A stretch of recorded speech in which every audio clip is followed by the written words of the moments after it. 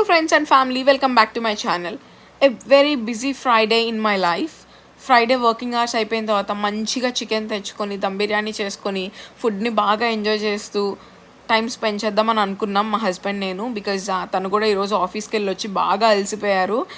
So ఇక్కడ ఎక్కువ frozen chicken ఉంటుంది, but we don't prefer frozen chicken. ఇక్కడ మనకు బుచ్చెస్ కూడా ఉంటాయి షాప్స్. ఇండియాలో మనకి చికెన్ షాప్స్ ఎట్లా ఉంటాయి అట్లా వాళ్ళు మనకి మంచి కట్ చేసి ఇస్తారు. So I started making chicken biryani. It's my పెద్ద మావయ్యస్ రెసిపీ. ఆయన చాలా చాలా చాలా బాగా వంటలు చేస్తారు. సో నేను ఆయన దగ్గరే నేర్చుకున్నాను వంటలు. సో ఇది నా style of chicken dum biryani.